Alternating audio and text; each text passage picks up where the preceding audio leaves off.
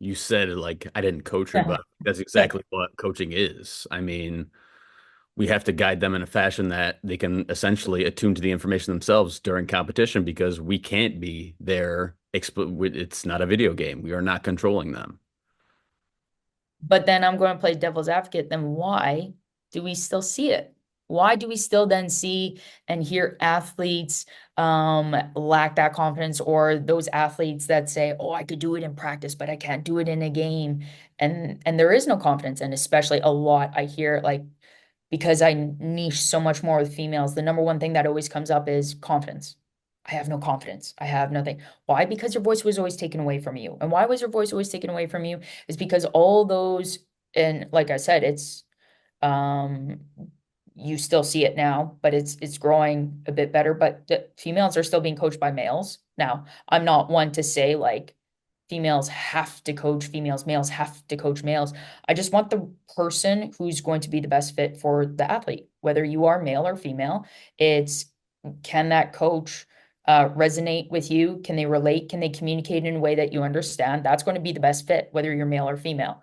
Um, but there does come a point, especially in the female side, where there's that relatableness. There's something that I could provide that you never can, Adam, to a female athlete, and vice versa.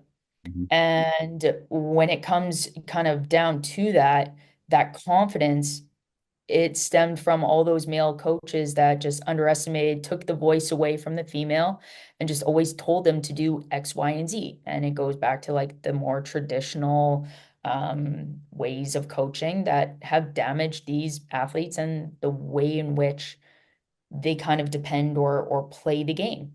And they were never given that voice. So the confidence aspect is a direct kind of byproduct of the traditional way of coaching. And you said it like, yeah, that's coaching in a nutshell, Kerry. Yeah.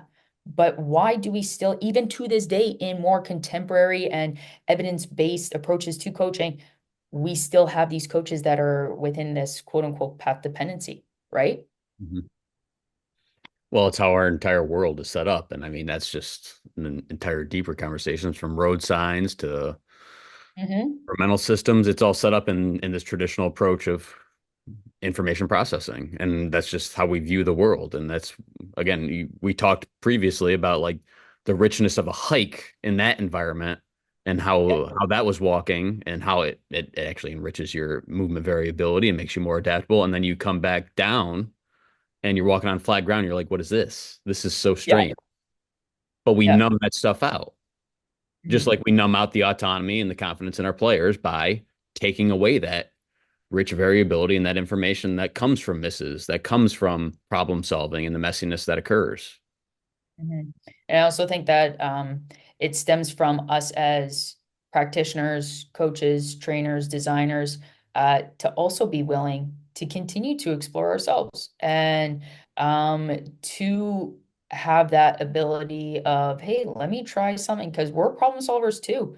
Like I need to find a way that could have these behaviors, have this skill emerge from within you. So I need to think, okay, like what worked for one athlete is going to work for another. And so now this same task, and you've even mentioned this to me before, and it's a great reminder where it could be the same task, it could be the same activity. That isn't the point. The point is once you are in the activity, it's then the smaller, more specific, individualized manipulation of it that is really what is occurring beyond the naked eye. So we could all be in the same drill and same task, but the magic really is, okay, how can we manipulate it in a way where it hits this person's individual capabilities, their needs? Does it complement them in that sort of sense? Versus like an athlete within the same task is going to need something a little bit different, and they're getting something a little bit different from the exact same task. So it's as practitioners that we got to hold ourselves accountable as well of, hey, I got to continue to explore. I got to continue to adapt. And oh man, like that did not work. Okay, I'm going to give it 30 more seconds and then we're going to switch it up because I've done that so many times before, but if you're not willing to do that as well, you're doing a disservice to yourself, but more so you're doing a disservice to the athlete's development, just because you want to appear successful, and the more traditional way of teacher or higher authority is never wrong, right? So I think the greatest thing was, um, to appear vulnerable and to also give yourself grace to problem solve and continue to, explore with them. And once I was told that, everything really helped from my standpoint, which then allowed me to really help the athlete that much more efficiently because of that. So I think it's a willingness, for us as well to fail and, continue to explore and develop ourselves. Absolutely. I mean, and it's scary, just like it's scary for your athletes too to try that stuff. That's there's a reason why they're hesitant because again, our culture is set up where that's not viewed as skill. That's just not how things are. Where there's a fear of failure, again, status and all those things. And as far as you said, like with the activity setup, that's just the initial setup. Mhm. It doesn't mean that's the way you're going to get to the intention you have for the activity. Mhm. You're gonna Yeah. wander, you're gonna venture off the path just like that, like just like if you were going on a hike, yes, you can follow the trail, but that's not the only way to the summit.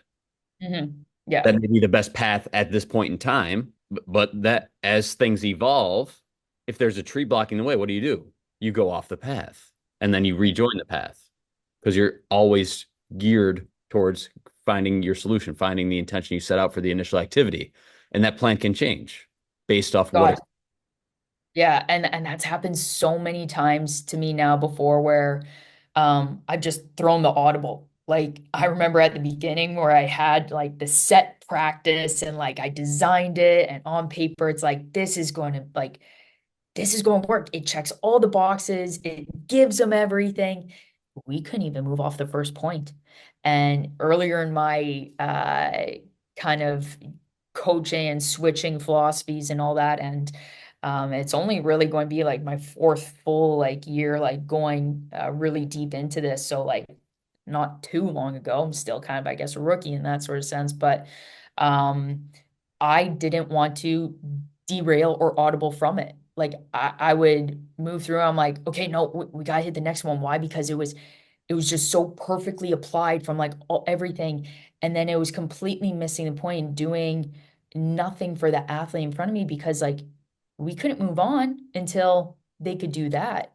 And the amount of times now where I've done something and they've done it naturally, it sparked an idea how they moved or what they did elicited that kind of movement pattern or response or something so much more efficiently, as if like they in 1 second looked like Bambi on ice, and in the complete other half fraction of a second they looked like graceful Michael Jordan flying through the air because they did one thing, just instinctually or organically through their body, through organizing, and the way they moved, I then automatically in my head got the idea of, oh my God, let's try this.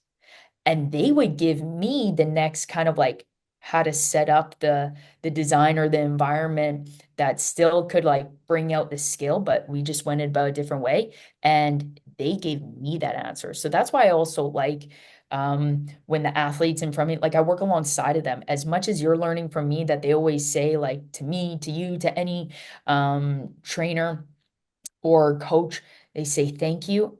I always say no, thank you. Like I'm learning from you as well. But the amount of times that they've just done something and somebody like a coach beside me has said, like, did you tell them to do that? I'm like, nope. But in 20 seconds, I want to try that because that looks fun. And then we give it a go. So I think it's also us attuning to our athletes and their movements, while understanding the deeper meanings of skill acquisition, of all this sort of stuff that underpin it. But if we could now attune to different ways and movements, and just kind of like really observe our athletes and how they each individually very uniquely move, because they all come with past experiences, they all come with their different types of attractors and tendencies and movement styles, they are giving us the best information possible. And they're the most creative. They're more creative than us. And so I love those moments where I see them just do something different. And I almost am like a little jealous and thinking of like, man, I wish I thought of that before they showed me that, but credit to them. And then we just rolled with it. So those moments, those are like the coolest moments I really enjoy about development. And then after I give them credit, I said, hey, you remember when you moved like that? Huh, never tried before. Thanks for giving me that. That's fun, hey? So it's good. And it gives them that confidence and that autonomy and it aids into that environment, like I said, I want to instill and just allowing them to have a say in their learning, really, for once.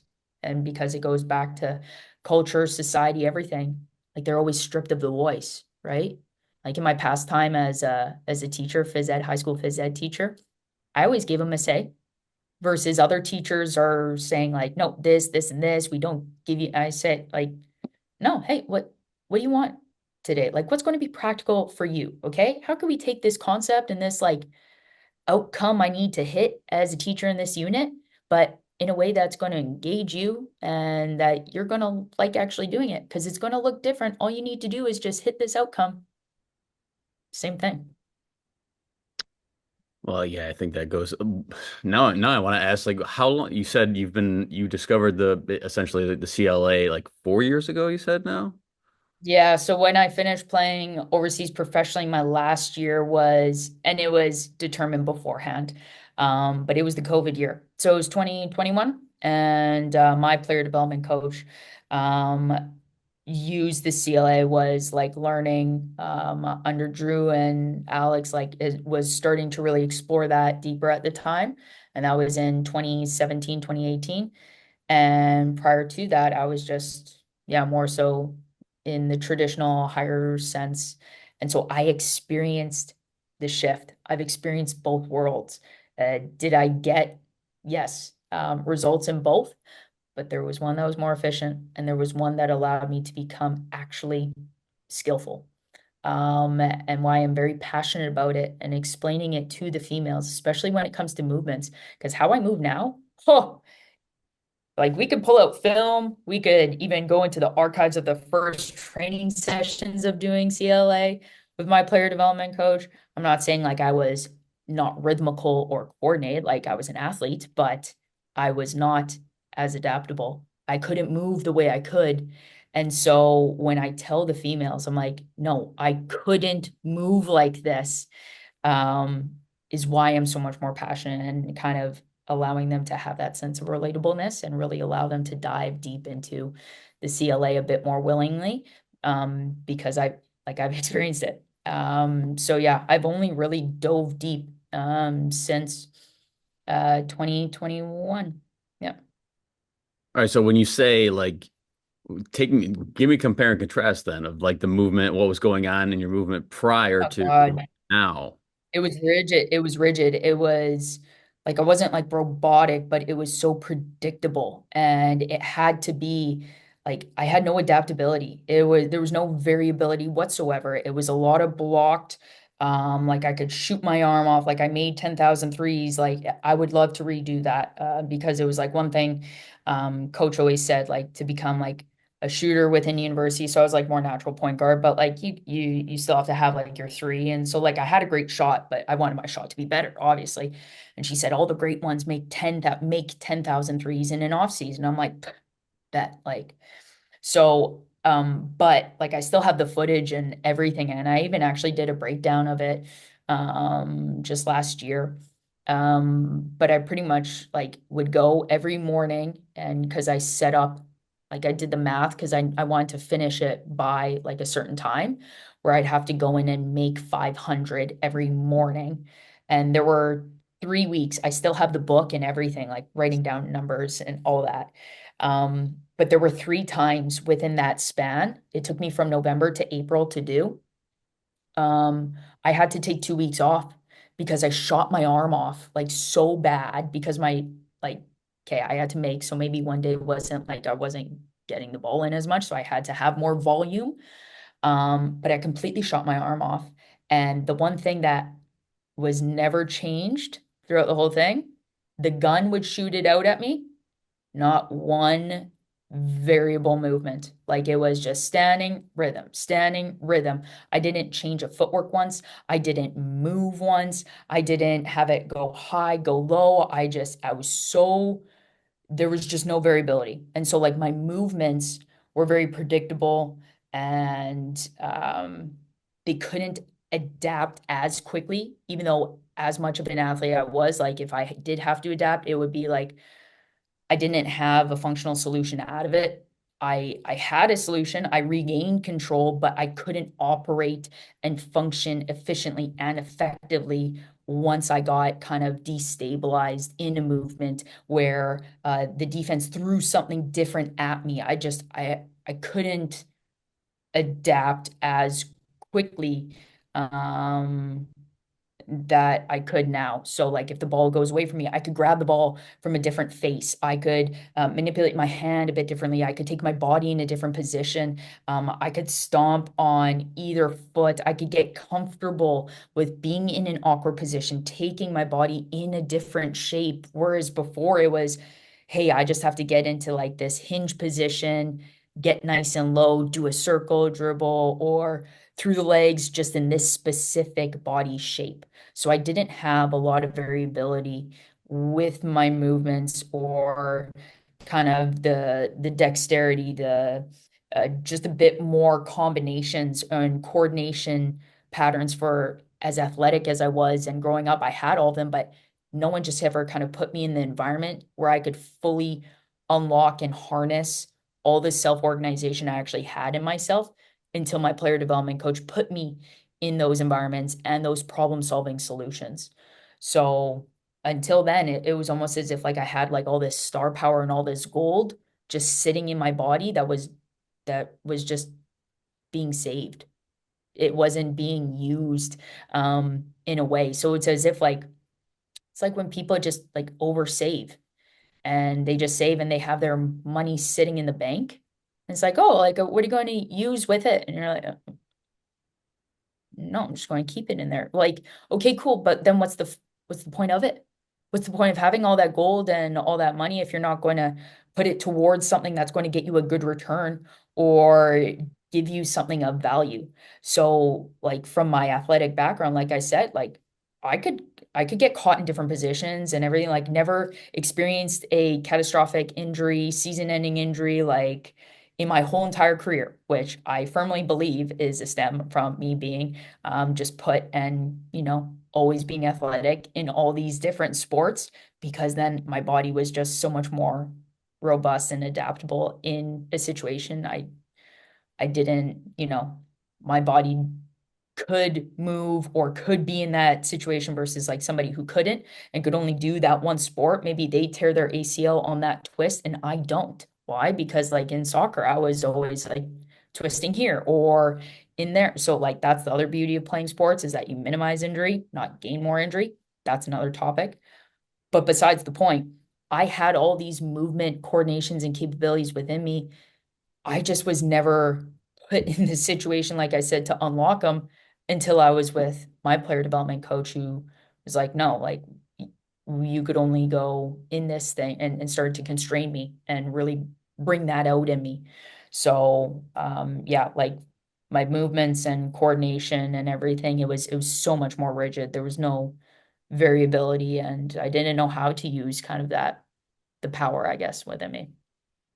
Well, I guess what sticks out there is like you're starting from just how much intention underlies everything we do in life and whether we're Oh, aware yeah. of it or not. Because you talked about initially just like, oh, well, top shooters do make this many shots. So boom, that just wipes out that becomes the goal, making the shot. It's not, hey, how many different shots can I make? How good a shooter can I become? It's I need to make this many shots. Just Yeah, how we that's define exactly and it. how we set it up completely evolves what kind of results we're going to get. Like it's incredible. Like just even looking back at it, that there was not, I kid you not, not one shot that was different. It would always go, I'll even tell you, it was going around in the five spots. It was corner 45. I did the slot, the top, the slot, the 45 and the corner. And it would be, yeah, 100 in each. And then I would come down because like I knew my role and like more so the opportunities that I would have. So I'd be coming out of transition, so I practiced those. So I was specific because I knew my role, so I could visualize and have that representation to a point. So I specifically knew where I would get my looks or how I wanted to create them, especially coming off a ball screen. So I would simulate that myself, and that only comes from also being in those situations and playing with the amount of experience I did through at that time. So I was able to capitalize on that versus like a younger player who isn't exposed to that many situations yet. They can't visualize, they can't utilize the value of visualization as much just because they simply just don't have as much experience and exposure in it yet. So after those set spots, I knew, okay, I'm going to have the gun come out. I'm going to come out of transition. So now I'm a bit more dynamic, golly. And now where I'm taking, but still taking the same one rhythm dribble into it, the same footwork, the same everything. Like there was not one rep that was different. And I always say to the athletes, you can't repeat the same rep 2 times in a row. But like the way how I was trained before, carbon copy every single time. Like it was just rehearsed, repetitive, all the things that evidence and stuff that you and I like we know is not the case to true skill and adaptability and actually having that stuff transfer. So yeah, did I have results? Yes, but when I started to train differently, my results became so much more efficient, and I was playing so differently versus how I was in university, like I said. So that's something that, like, yeah, really stands out to me. There was not one thing that was not different. It was just repeat, and it was on the outcome, and it was yeah, it's you learn all these things so that you could, go and teach those that like all those lessons you learned late is what I want to teach them early. That's why I love doing what I love doing. Um, so yeah, if I could expose them and kind of steer them away from that, yes, you could get results, girls, but it's going to be so much longer and more painful than, okay, if you go into a short term, temporary uncertainty and different type of quote unquote pain, you're going to have a lot more fun with that versus the other one and showing up. Okay, you led me right into my final questions here. Talking about lessons. Okay. All right, so what can the female game take from the men's game as a lesson? What would you want to steal from the male aspect of the game?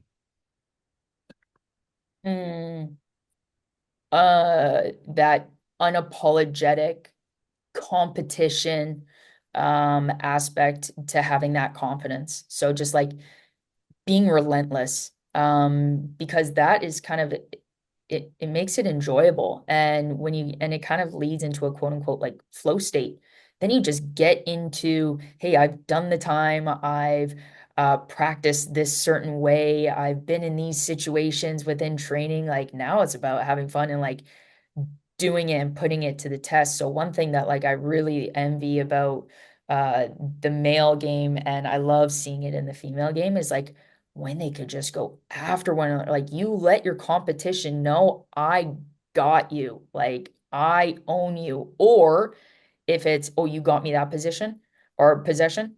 Oh, okay, now I'm going to respond. So it's that healthy competition and just like, you know, the confident and respectable cockiness, I guess you could put it. So yeah. Bravado doesn't always hurt. It looks good on females too. And Great. let's just do vice versa. What can the men learn from the females? I think it could be a lot more intentionality and letting down their ego a bit easier. I've trained males before. I absolutely love training males. But they always put up that front where, "Oh, I can't be vulnerable. I can't suck." And it takes one game of one-on-one, or it takes like this is where I understand being a female in a male dominant kind of industry, whether it was in phys ed, sports science, all of that. Like, so I'm kind of used to it growing up with brother, everything. So always having to prove yourself. And so, yes, I love having demos and all that. So I'll bring the guy as a demo, and I'll do a movement. And then all of a sudden, like, they're shaking, and I'll jokingly be like, "I got you, hey." And then they're just humbled right away. So I think just it's their willingness to just like, okay, like shed off the ego a little, and just become a lot more intentional and willing to be vulnerable. I think that's something that they could do a bit quicker in. And the truly, truly skillful and kind of higher level athletes, and those that reach the top levels in males, they do that right away. Whether it's a female coaching them or a male, they just want to get better, and they will automatically lean into sucking temporarily rather than, the one that, "Hey, I'm always good. I'm tough guy." Like, you're just preventing yourself a bit more. Yeah. So I think that's something that they could do a lot quicker, that the females do quite a good job. And they go for it. They're a bit more intentional with the detail. Beautiful. Well, thank you, Kerry. I appreciate you taking the time to have this conversation, and I enjoyed it thoroughly. No, I appreciate you having me in the space, and just always good time to, chat, from movements to cultural shifts to even beyond the game, because that's essentially what it is. It's always around us. It's everything. It's applying these same things within other areas of life. So always appreciate it, Adam. Cool. Thanks, Kerry.